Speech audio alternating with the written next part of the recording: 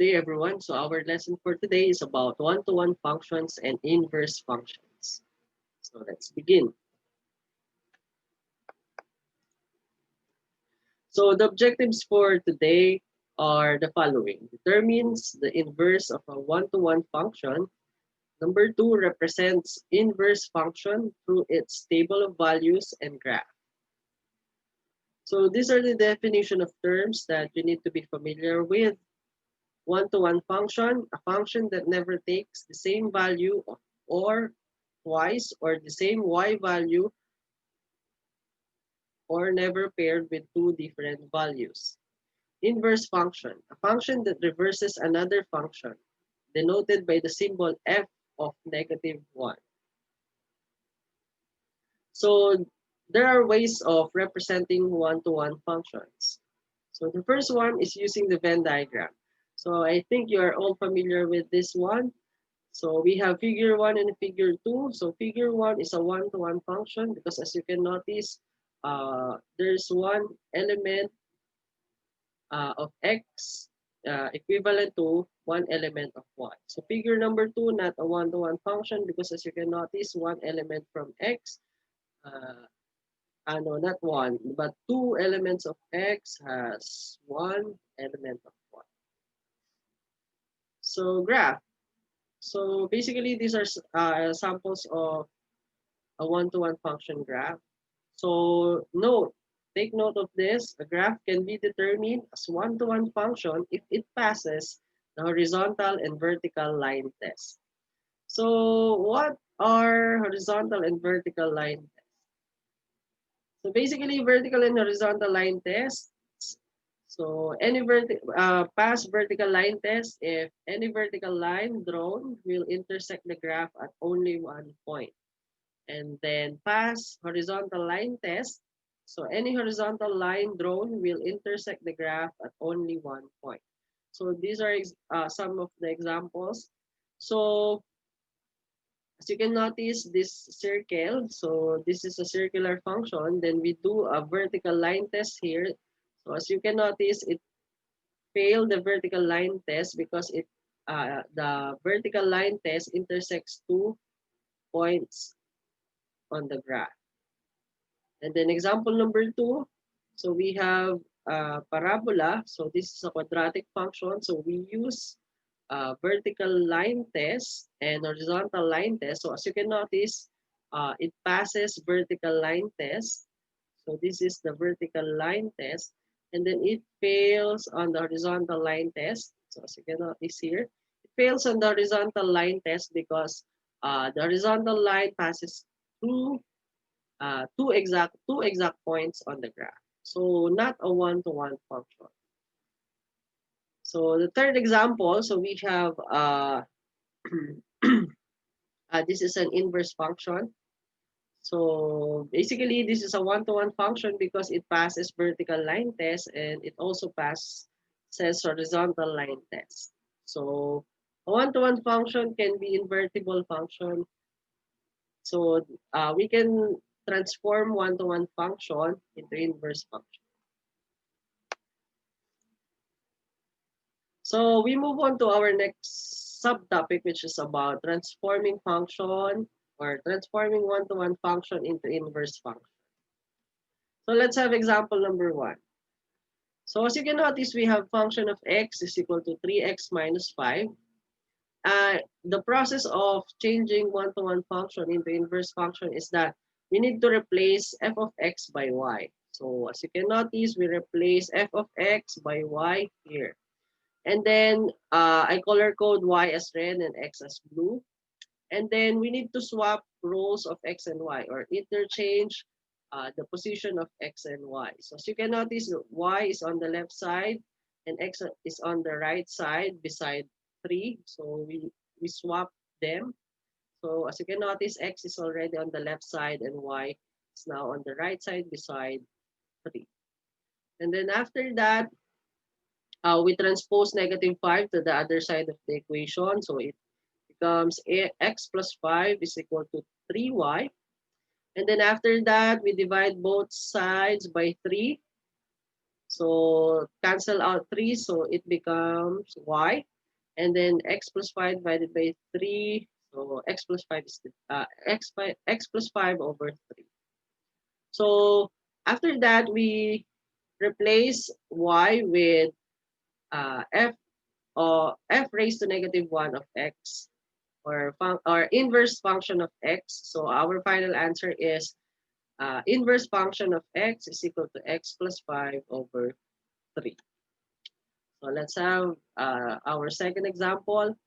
So our second example is a quadratic function.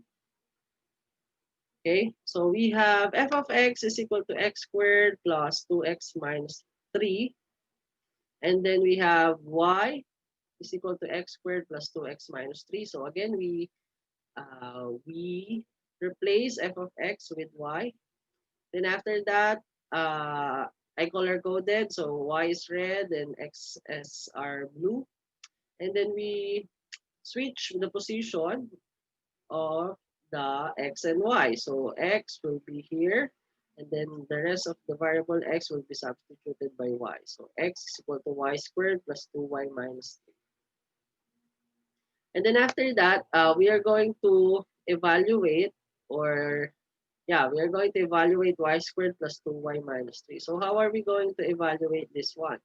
So basically, we are going to use completing the square.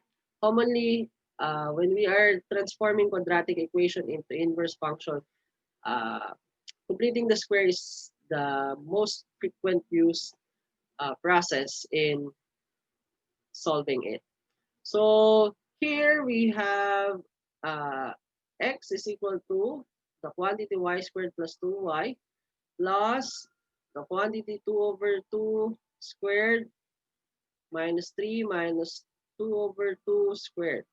So class, here, where did we get 2? So we get the middle term, which is 2y, and then we get the numerical coefficient of the middle term. So basically, the numerical coefficient of the middle term is 2.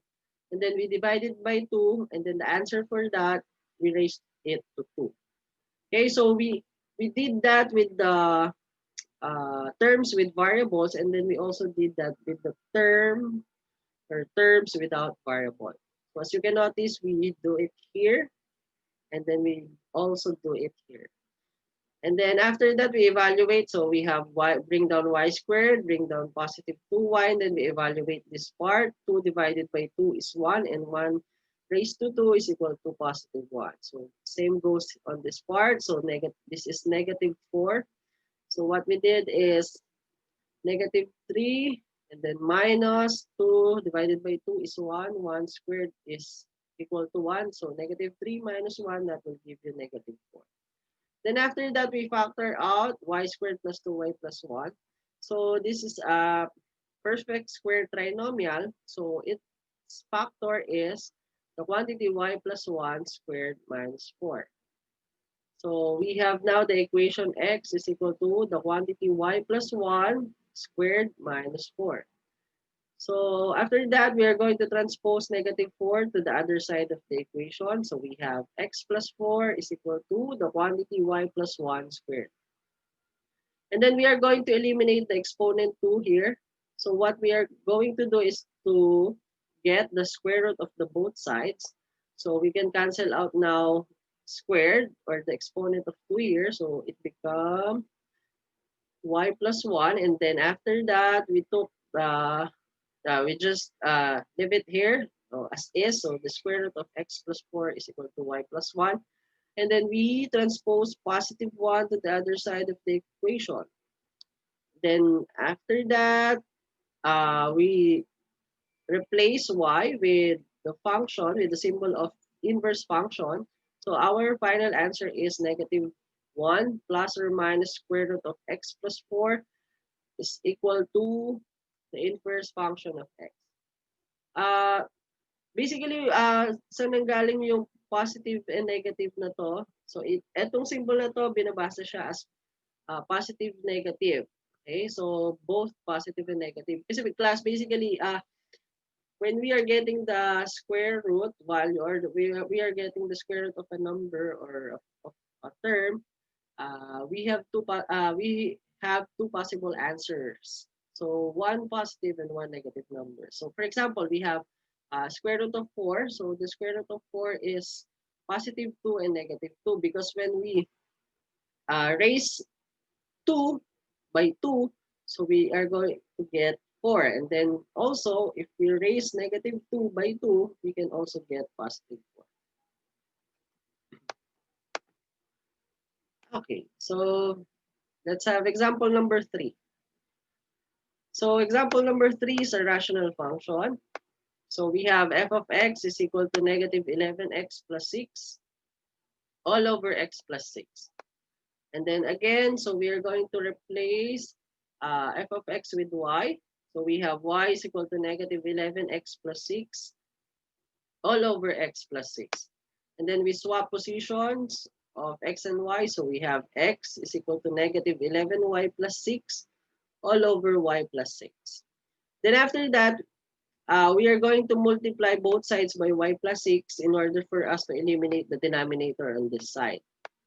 So, kaya nagkaroon ng x times the quantity y plus 6 is equal to negative 11y plus 6. So, as you can notice on the right side part of the equation, eliminated na yung y plus 6. And then we evaluate the left side part. So, distribute x times y is xy, x times 6 is 6x. And then we collect like terms. Basically, we have xy here. So there's a variable y on the left side. So we are going to move negative 11y to the other side and then 6x on the other side. So we've got x plus y plus 11y is equal to negative 6x plus 6. And then we can factor it out, common monomial factoring. The common factor of these terms is y. So we put it outside and then we divide xy divided by y, that will give you x. Then 11y divided by y, that will give you 11. So the factor form of these terms is y times the quantity x plus 11 is equal to, and then just copy or bring down everything on the right side part of the equation. So negative 6x plus 6.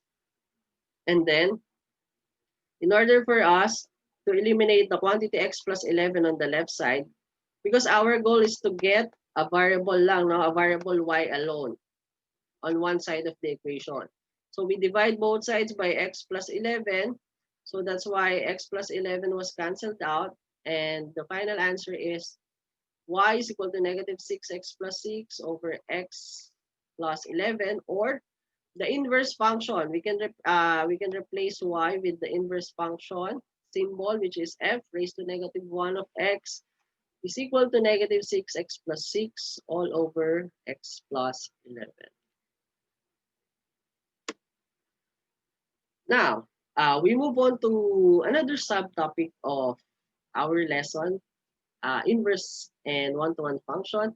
So there are ways, just like what I've said on our second objective, we are going to represent an inverse function by using the table of values and graph as well. So let's have an example. So given f of x is equal to 2x plus 3, and then we are going to use the table of values x. So we are going to assign values for x, which is negative 2, negative 1, 0, 1, and 2. And then we are going to solve for the value of the f of x later. And so just the solution for everything, no? So if x is equal to negative 2, what will be the value of the f of x? So here, we have the given f of x is equal to 2x plus 3. And then we substitute negative 2.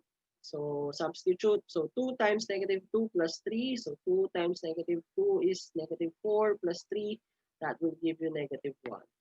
So the same goes here. If x is equal to negative 1, what will be the value? So the value of our f of x is, so f of negative 1 is equal to 2 times negative 1 plus 3. So 2 times negative 1, that's negative 2 plus 3, that's 1. So here, if x is equal to 0, what will be the value of our f of x? So 2 times the quantity 0 plus 3. 2 times 0 is 0, so plus 3, 3. And then here, if x is equal to 1, what will be the value of f of x? So 2 times the quantity 1 plus 3. So 2 plus 1 is 2 plus 3 is 5. And then here for the last one, if x is equal to 2, what will be the value of our function of x? So that will give you 2 times the quantity 2 plus 3. So 2 times 2 is 4 plus 3, 7. And then all the values here, or all the computed values here, we are going to put it in the table of values. So ito na yan. So we have values of x, negative 2, negative 1, 0, 1, and 2. And then we have already the value of f of x that will give you negative 1, 1, 3, 5, and 7. And we all know that the table of values give us the coordinates in order for us to graph it. So there you go. So this is the graph now of the function 2x plus 3. Okay, so I just use the Desmos. No, Desmos, go to desmos.com or use the application Desmos calculator or graphing calculator. So as you can notice, I just planted everything. So negative 2 and negative 1. So it's here, negative 1 and negative 1. That's the point. 0 and 3, 1 and 5, and 2 and 7. Okay? Okay, so the example that I showed you earlier, which is given f of x is equal to 2x plus 3. So it's a function that it's a normal function, no? So we did not change it into an inverse function. So we can also do that, and we can also do this one, which is transforming that regular function into inverse function. So the inverse function of 2x plus 3 is x minus 3 all over 2. So I just assign value. So as you can notice now, class, I just switch the position of the x, the variable x, and the variable f of negative f raised to negative 1 of x. So instead of assigning values for x, I do assign values for the inverse function of x. So I assign values negative 2, negative 1, 0, 1, and 2. And then I just uh, substitute it into the equation, and that will give the value of our x. So let's try. So if I have x is negative 1, so negative 1 minus 3, that will give me negative 4, and then negative 4 divided by 2 is negative 2. Then 1, so 1 minus 3 is negative 2 divided by 2 is negative 1. Then 3, so 3 minus 3 divided by 2, 3 minus 3, 0 divided by 2 is 0. Then 5 minus 3 is 2, then 2 divided by 2 is 1, and then 7 minus 3, that will give me 4, and then 4 divided by 2, that will give me 4. No, not 4, 2. Okay, 4, and then 4 divided by 2 is 2. Okay, so this is now the graph of the inverse function. So we have negative 1 and 2 here, negative 1 and 1 and negative 1, 3 and 0, 5 and 1, and 7 and 2. So that's it. So thank you for listening. And then if you do have questions and clarifications, you can ask.